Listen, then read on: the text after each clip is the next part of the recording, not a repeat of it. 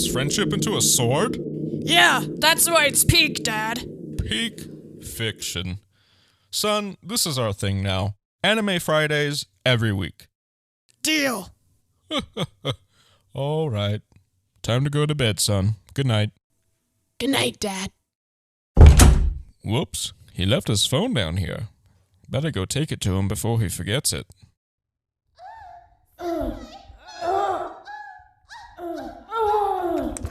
Hey, sport. Dad! You left the... Wait, I can explain. You're watching anime without me. What? No, After everything. The tournaments, the character deaths, the filler arcs. It's not what it looks like. Don't lie to me.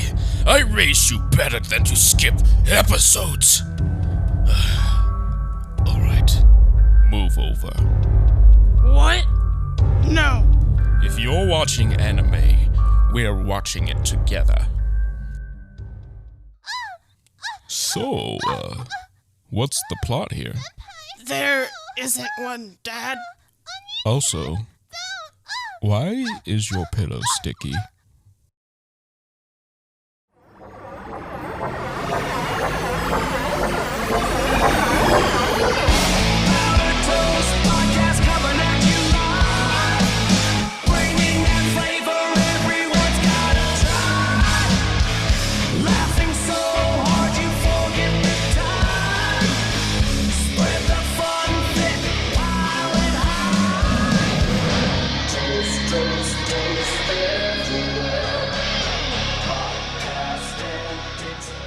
Hello everyone, I'm your host Widget, and right next to me is Toast, and this is the Powder Toast Podcast. Dang, I almost got it full. This is the Power Toast Podcast. Okay. Alright, so today we are talking anime. If you like anime, this is the episode for you. Because recently, me personally, I went and saw the new Demon Slayer movie. And I will say, it was worth it. I will say, if you like anime, if you like Demon Slayer, go see it. And if you haven't seen Demon Slayer, I still recommend you go see it. I read the manga. He's read the manga. You haven't watched any of the anime. I may have watched one episode. I will say this. So, Demon Slayer Infinite Castle is now the highest grossing anime film of all time. Wow. 600 million as of late September. Dang. So, we thought today, since I just recently saw it in theaters, it was amazing. I went alone because I have no friends. You have me. Yeah, but you live so far away from me. You live in my heart only. You're the butter to my toast. Okay. You mean powder? It's the Powder Toast Podcast. You're the powder to my toast. Okay. With butter and cinnamon. All right. And love. This right now is going to be the first movie of 3 to complete the series.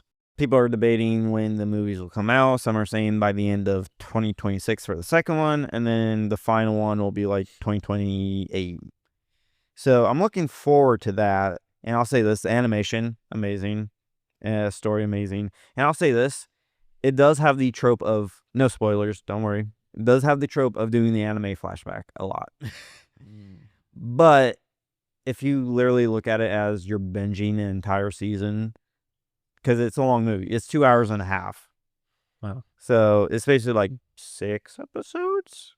So imagine binging 6 episodes and you'll be like, oh yeah, this is totally amazing. There is also now Crunchyroll CEO is actually pushing to get like anime movies and stuff into the Oscars now because of this. Really? Yeah. Also because of this, because there's always a bad that comes with the good, and Netflix is now looking to make a live action Demon Slayer. Oh no. That's always been going so well, Cowboy Bebop. Nope. Now, the only decent one I think was like One Piece. You know what was the greatest one? Dragon Ball Z. Oh, hell no. no. I think that is the worst rated It is. movie on Well, IMDb. Well, there's one worse than it now, and I cannot remember what it is. It's the World of War movies, I think, wasn't it? You can look. No. it got rated like 1 star worse than the Dragon Ball movie. We'll pull it up here in a little bit. Anime live action movies have had a history of catastrophes. I've never really seen a good one. I mean, first one was like, I might be wrong, was like Death Note for Netflix. Was not really good. No? No. I know Japan made a live action one a long time ago, and people said it wasn't good either. And it's been a continuous string of, oh, let's make live action this, live action that. And it's just, it does not go well. And I don't know how they're going to do this live action, because the main thing that I love about Demon Slayer is the animation. It is top tier, in my opinion. Invincible, eat your heart out. Like, if they're able to do that shit in like, what, 2 years, and you need like 5, I'm just saying. We wanted to talk about what is our favorite anime right now, and basically list them in a tier and see if my taste, if you agree with it or not. Generally, though, It was the I think it was the Snow White movie, the live action Snow White movie. really, I think it did get originally it was lower rated. everyone, that marketing on that movie was horrible. But anyway, back to Yeah, we're doing a tier list for anime shows, including movies. just in general the series, basically. So first up is Full Metal Alchemist Brotherhood. Ooh, Where are we putting that? that one. To be honest, a lot of people like that. They think that is like top like 1. Me personally, I think it's a little overhyped, Mm-hmm. a little bit. I think it's still good, but I don't think it's like everyone's saying it's like one of the best. Are we doing like S? Yeah, we're doing A, S, B. A, B, C, and trash. Yeah. I would put an A. I would put it in A, because I do not think it warrants S tier.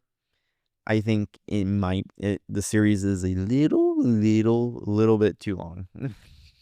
Yeah, so animes get like that. That's my I A agree. tier. I agree. I think it's A tier. All right, next up is Attack on Titan. Attack on Titan. Now, first season, amazing. Second season, a little boring. Third season, awesome. And I think it did it justice in the end with its ending. We waited.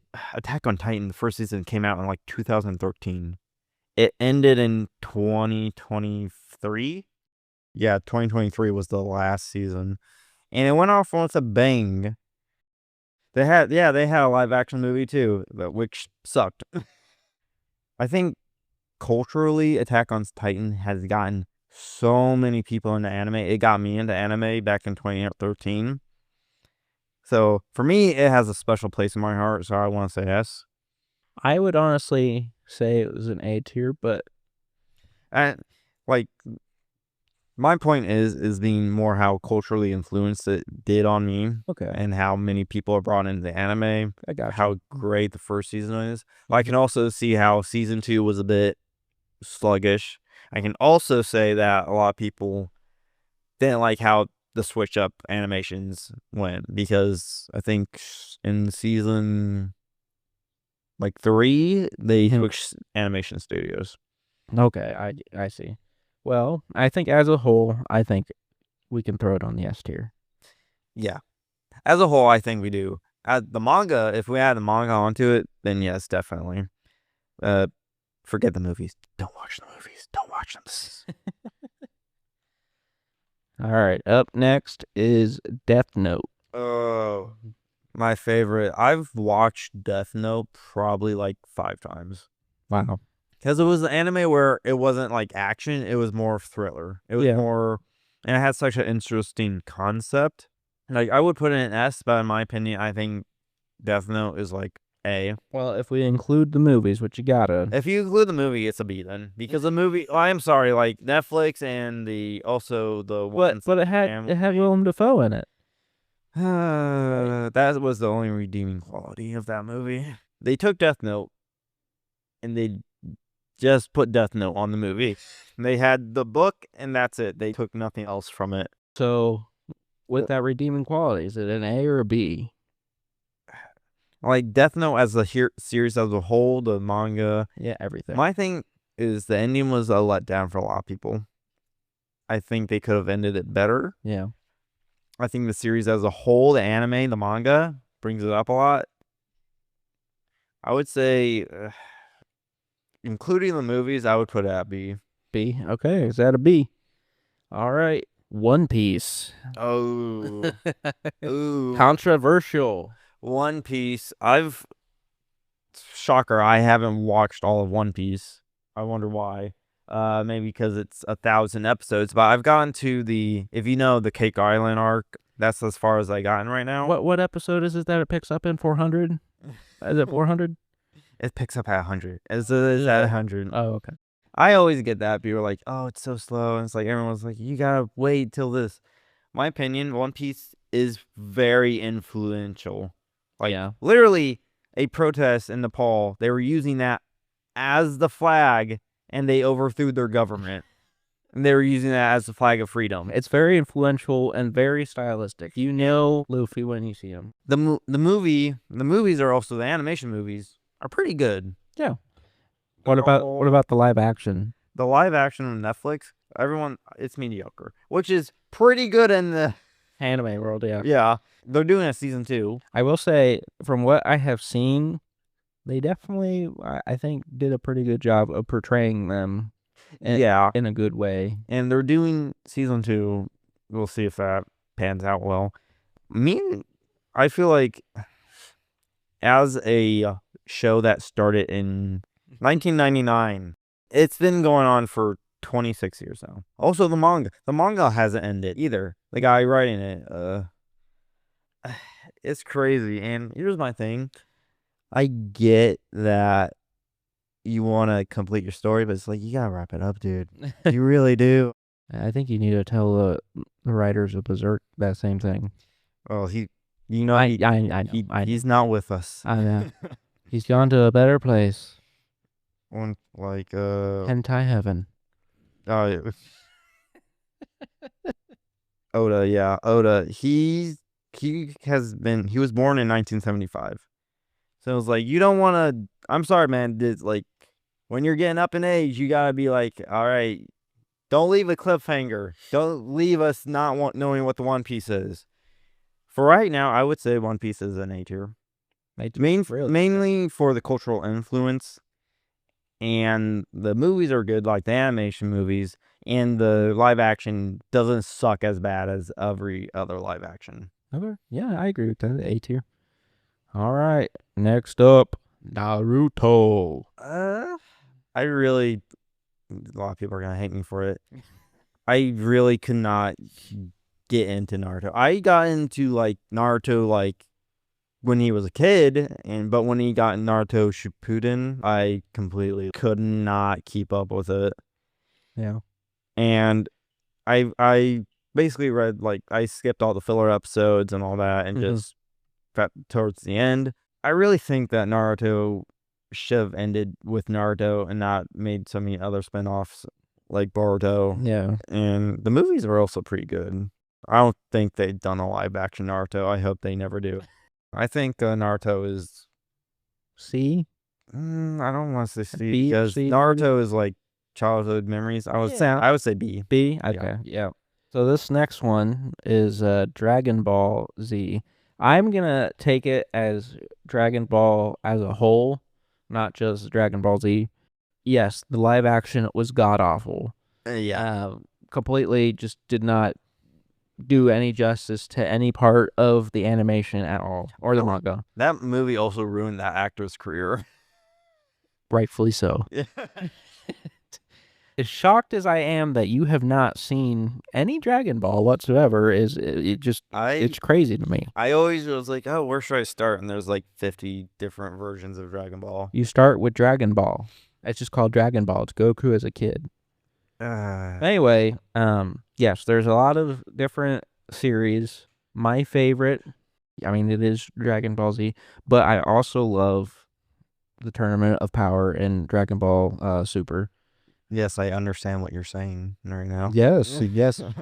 While there are some animation quirks, because of time frames and whatever, they as far as I know, they did fix it when they like re-released stuff. But honestly, for how much that has affected every person or anime person's lives is crazy, because I think it's what saved anime. I know Goku is like in Dragon Ball Z is like super big in South America. He's super big everywhere. I know that, but it's like people are like mega fans in South America, and there's this meme going around when it's like when the cartel member sees your Goku tattoo after he skins you alive, and he's just a crying meme, and I'm like, No. For those of you that have somehow not seen any Dragon Ball content, I highly recommend it. Their movies are amazing. Very, very beautiful. Very. You're talking about the live action one, right? No, not that one. Don't see that one. Man, it's really hard to pile it all up into one, but it would have to be an S tier. I cannot argue because I have not seen Dragon Ball. For me, that's one of my favorite animes. I've drawn, I don't know how many different When you versions say of it got you into drawing, yes, it did. Yeah, that's a lot of people too. Is like animations brought so many people into Even the animation. even the technically non-canon one, which I guess they might have canonized. I mean, it's been a while. It's Dragon Ball GT, alternate timeline type of thing. Yeah. Oh my gosh, dude! Just the animation and stuff for that was good too. Okay. Next one. My Hero Academia. This is a C. I'm sorry. I get like how big this is, but it's like I do not like the main character of this series. Every other character is so much more interesting than the main character, who is a crybaby through the whole thing. I am sorry if you like it, like My Hero Academia. Good for you. It has pretty good spinoff too. The movie, I haven't seen it, but I've heard it's pretty good. But you can't get past a character who if you don't like him, you don't like him. And like, I do not like Midoriya. He is not a character I vibe with. Oh man. Okay. I mean, also it's on its last season, I think. Like right now. I think it's actually just right off the bat, you're at C tier. Yeah, I don't think it's trash. It might have already had its last season. Oh man. Oh wait, no, it's literally premiering October 4th. The last. Man, everything's happening in October. Yeah, everything's coming out in October. We're gonna have to do spooky Halloween. Oh, we are. Talking about horror and stuff, so get prepared for that. But Jujutsu Kaisen. Yeah, let's go on to Jujutsu Kaisen. I think this is the exact opposite for me for My Hero Academia, which I love the main character for this series. And like I said, animation is so amazing. The only downside is it's taking so long for season 3 to come out. And the movie, the prequel movie, was so good. So good. Like I said, don't come out with the live action one. Go away. No, like, we don't need... I know you want to make millions of dollars, companies, but like, you're just gonna make it bad. Have you seen? No, I have not. It's on Netflix, so I would check it out. I'm just gonna go out on a limb and say A. I've seen so many people are like comparing this to like their Naruto and their like Dragon Ball. Okay.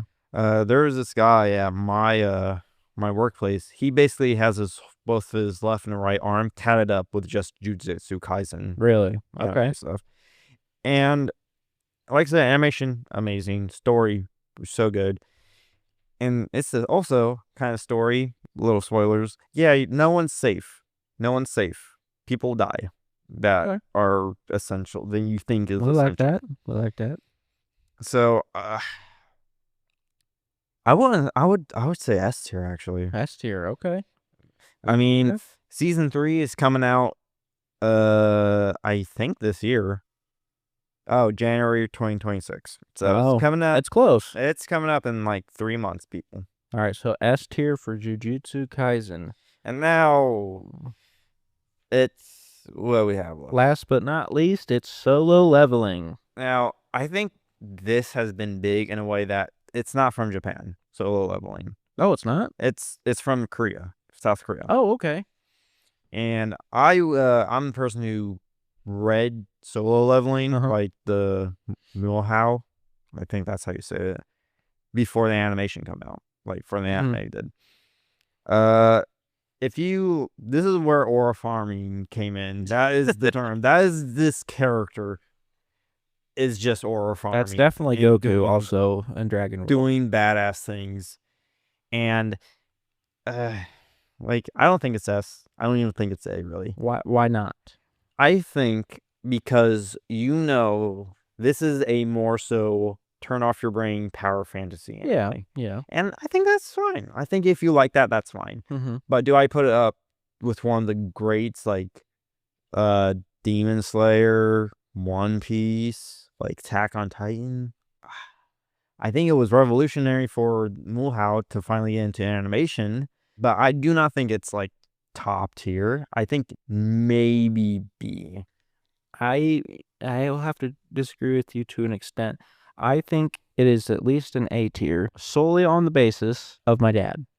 My dad, he's a pretty serious guy. He's not. He's the type of person I would never think he would watch. He hates cartoons for the most part. Yeah. He loves Solo Leveling. My sister got him hooked on it. They watched it together, and then he started watching it without her.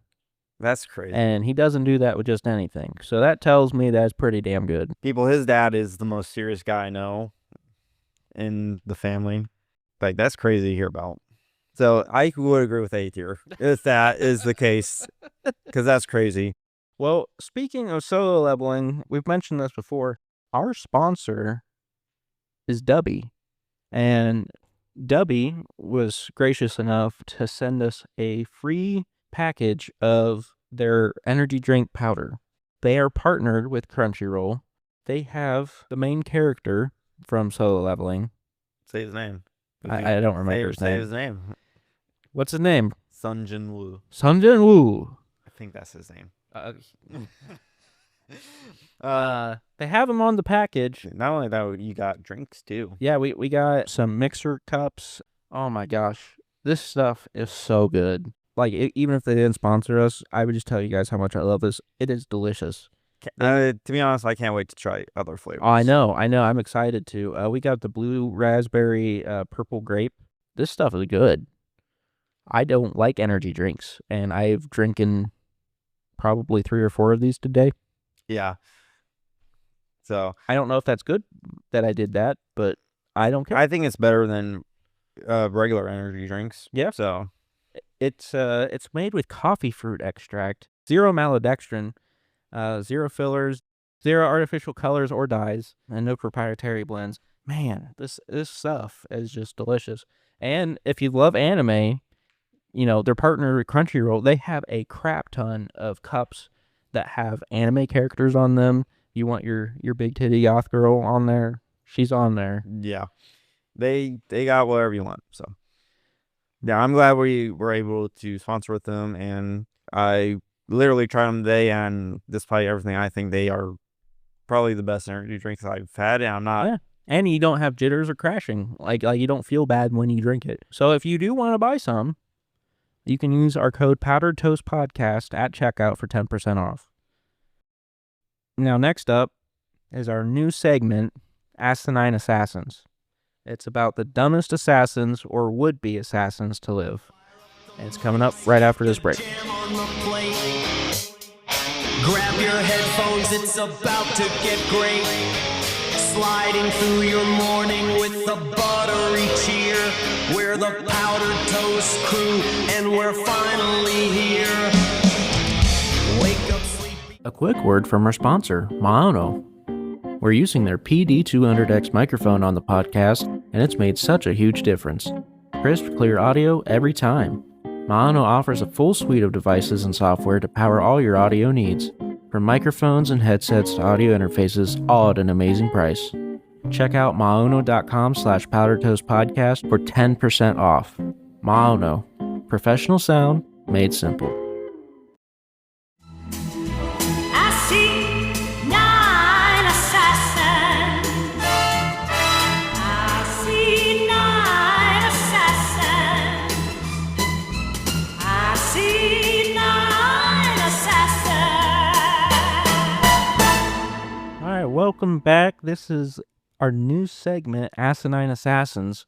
This is about the dumbest would-be assassins or attempted assassins or assassination attempts that we have seen throughout history. This one we are doing today is about a man, I'm going to butcher this name, called Giuseppe Marco Fieschi or Fieschi? I don't... Fieschi? Um, So this is your story, so I know nothing. So I'm going to be just as lost as you guys and probably amazed at how stupid some people could be. So normally, when we do this, we're going to have a historian and a weapons expert to talk about certain things that happen, in this event. Unfortunately, this episode, we don't have that. They couldn't make it. But we will have that in the future, so just prepare. Let's get started. So imagine the streets of Paris in late July, 1835. Flags, a low sun on a slate roof. People packed shoulder to shoulder, children on the shoulders of parents. The city is alive with pageantry, and the king is passing by. There are officials in powdered wigs, cavalry glinting in the sun, and in a narrow lodging above Boulevard du Temple, a man is waiting. A man who has decided that the only language the world will hear is the thunder of his gun. This story is of Giuseppe Marco Fieschi. I'm just going to say Fieschi. And the Infernal Machine. Not simply the mechanics of violence, but the human pressure that made a failed man try to pull a nation apart. Ooh. So we're going to talk about a little bit of who he was. So Giuseppe was born in Corsica on December 13th, 1790. Think of a small rocky village, hard ground, even harder lives. He was not born to power or privilege. He grew into adulthood in an age of extraordinary upheaval. The French Revolution was still in recent memory. The Napoleonic Wars reshaped Europe. Loyalties and fortunes rose and fell on a whim. As a young man, he enlisted in the army. He fought under the shadow of Bonaparte's campaigns. He was promoted to a non-commissioned rank. He tasted the discipline and violence of military life and the camaraderie of men who had been through fire together. Those likenesses would matter later when his sense of betrayal and failure hardened into rage. After Napoleon's fall, Fieschi drifted. He followed Joachim Murat. You're going to butcher all. I am these absolutely names. going to butcher these because I'm American. Yeah. In Naples, and then he was deported, imprisoned, disgraced. In civil life, he compounded failure with petty crime, misfortune, and scandal. He moved to Lyon, then Paris. He developed a reputation for cunning, but not for stability. He lived on the margins, half soldier, half hustler. Personal life was messy. There were debts, humiliations, and relationships that contemporary accounts called scandalous. He even had an affair with his stepdaughter. Oh, boy. Those who study the era read the details not to gossip but to explain temperament. A man who had known some authority and then had been shoved aside, who alternately craved recognition and resented those who had it. But the politics of the time provided a crucible. Louis Philippe's July monarchy, he had taken the throne in 1830, was presented as a constitutional compromise, a Gregorious king, to many veterans, radicals, and the indigent. Okay. It looked like betrayal, the promise of revolution watered down into property rights for the comfortable. The city of Paris hummed with secret meetings, veteran nursing grievances, former Bonapartists, if you will, disgruntled artisans and students who wanted change, not a polite monarchy. Seems like a very familiar time. Yeah. Fieschi met people in those circles. He met Pierre Moret, an older revolutionary who had survived previous crackdowns and retained the bitter flame of conspiracy. He met Theodore Pepin. You're just... I'm doing You great. get a French translator in here for you.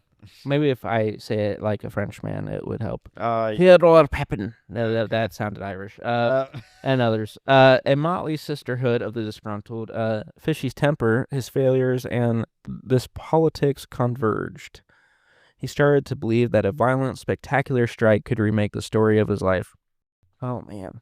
I really do not think this guy is the very smartest cookie in the cookie jar as I'm looking at it. Not really rooting for you, guy. In case you didn't know, he was radicalized to a degree, and he thought that he should kill King Louis. So there are 3 overlapping reasons that explain why Fieschi attempted. To kill the king of France. Yes, these are just theories, but ideology, desperation, and spectacle. He moved in revolutionary circles, people who believed the July monarchy had betrayed the revolution's promise. They were not a single party with the manifesto, they were a coalition of grievance. To them, the king was not merely a person, he was a living symbol of a system that protected property over poverty, privilege over sacrifice. For men who had fought and died for brighter promises, the sight of an elegant, secure monarch walking among the comfortable was intolerable. Second was personal desperation. Fieschi's life had been a treadmill of near misses and humiliations. Poverty corroded dignity. His affair, his petty crimes, stepdaughter, his brushes with the law. These combined into a man who sought a final dramatic reversal of fortune. Success would make him famous. Failure would at least make him known. So this is basically a guy who has nothing to lose at this point. It's what it sounds like. I mean, did it say that affair, did it not last long, I'm assuming? I have no idea. I mean, I don't know they found out it was his stepdaughter, so Yeah. probably. Hey, he was doing it before it was cool. Yeah. Many historical actors who commit spectacular crimes seek at base to be seen. Infamy is an ugly kind of immortality. For Fieschi, the assassination was both political and autobiographical. Kill a symbol and you kill the verdict of a life you could not redeem. Third spectacle, this is crucial, and I think part of this was spectacle because it spectacularly ended. Assassination, obviously, especially in the early 19th century, was not only about killing a person, it was a performative act. Public ceremonies and parades were occasions to make political statements. Fieschi wasn't trying to slip a dagger in a palace corridor. He chose a parade, a route, a king in his carriage. This is very, considering the things that have happened recently, very eye-opening that even back then they were like, oh yeah, we're going to do this in public and to show a message, basically. And nowadays, that's even easier with... Yeah, it's crazy. We're humans. We're always going to have problems like this, you know. Yeah. It's crazy how history repeats itself. Well, right now it's because of the internet and everything that basically you can get information out so much faster. And if you're killing someone and it's being recorded, likelihood is going to end up on the internet and on like Twitter, well, all that stuff. So he designed this machine dubbed the Infernal Machine. It was notorious because it was both grotesquely ingenious and grotesquely amateurish. In the historical accounts, the device is described as a multi-barrel volley gun. It effectively many barrels arranged to fire at once. From what I looked at, because they still have it in a museum, or parts of it, it's just a bunch of musket barrels strapped to a board. So it's basically... His genius plan was to strap a whole bunch of barrels to a board and pull all the triggers out at once and hope to hit the king. Yes. Okay. This guy's going, yeah, he must be a Harvard graduate. So it was constructed, I believe, 18 barrels or something around there. Okay. So even then they realized that, oh yeah, the more shots, the more likely you're able to hit your target. And I mean, Not the completely stupid. musket balls, if they were musket barrels, musket balls were very large calibers. Oh yeah, weren't they like Like about 50 cal or bigger. I think they might have gone That's up to crazy. 72 cal or something. But it sounds like he just shoved a bunch of shit in the barrel. so probably like stones, teeth. Teeth? People have used like teeth as like Oh my shotgun gosh. shells. Like you do not know how many people have put like shit into shotgun shells, like marble. Oh, God. Beep, I've beep. seen that. I mean, it's if you're getting shot like the projectile, it's gonna hurt. Some more effective than other. But I saw like teeth. Basically, it's like birdshot, kind of. Oh, yeah. I would not want to be shot with teeth. So, hey, people didn't have great hygiene. Maybe you put teeth in that bitch. On July 28th, 1835, the annual review of the National Guard took place, a day of pomp. The King, Louis Philippe, he paraded in open carriages with his entourage. The streets were wide with expectation. Fieschi waited in his window at number 50 Boulevard du Temple. His weapon sat on the sill pointing down. I believe, I want to say it was on like the 3rd story, and he had this bitch hanging out the window. No one saw him until he fired. Yeah, I don't know. When the carriage rolled into view, he fired. Yeah. How many people did he kill? As I said before, this spectacularly ended. The explosion was spectacular. Hundreds of projectiles flew. People fell in the street. 18 persons died either instantly or from the wounds suffered that day. I believe it was like somewhere around 22 more were injured. Yeah, I believe that. Some so grievously they lost their limbs or never recovered. I mean, assuming this is like when was this? 1835. Yeah, even if you got like shot in the arm, you probably died later from infection. Or like amputated or something. Yeah. Oh, when was this? Is 1835. Yeah, you probably had your arm amputated. The king himself suffered only a minor graze to his forehead. He lived. His carriage was dented with lead. His guards were shaken, enraged, and determined. Fieschi, during this grand event, was injured. He was wounded by the device exploding in his face. I mean, if you put all the guns and you fire them all at once, you're gonna get a large backlash. I think he might have overstuffed them. The barrels that burst had sent shards and fragments into his face and hands. He fled the scene, bleeding through the city. So it must have given him a concussion, because that sounds like the dumbest thing you could do. You're just leaving a trail. Yeah, exactly. He left a trail of blood across the road, and he was quickly captured. Now, let me guess. Off with his head. Yeah, in the frantic hours of the attack, the police hunted down his accomplices. Their investigations were... This idiot had accomplices? Yeah, the Moray and Pepin or Peepin or whatever, they helped. I was saying, it's like this guy's like, I'm gonna fire, like, all you see these guns all nailed to a board? I'm gonna fire at them. And it's definitely going to work. I just don't know how the king's guard and stuff didn't notice 18 guns sticking out of the window. Oh, great. Or, something. People, even back then, were absorbed in their own, what they were doing. I don't know. Maybe he decorated them. Maybe he put a sheet over it. Just a sheet of guns sticking out the window. Oh, man. But I can't believe he got idiots like approved with this. Is like, yeah, this is definitely a good idea. I mean, in theory, yeah, but I don't really think that it was gonna go well. I don't think you were going to get away. What are you gonna do? Carry the fucking 18 guns? 18 guns. I want how long did he had to carry all those up? Like Exactly. Yeah, how do you get that up there without anybody noticing? And then set it up. Strap it to a board. I'm assuming you're gonna leave it and just run away, but well, you would have thought he would run away, but apparently he just stood there and let it blow up in his face. Yeah. I mean, I would put a string around all the triggers and just from far away. I'm sure that wasn't too far off from what he did. So the court did not treat him kindly. No, he killed what? You said 22 people? I think he killed 18 people and injured 22. Yeah. So that's not going to go And he grazed the king's head. Oh, no. So, I mean, that's real no-no.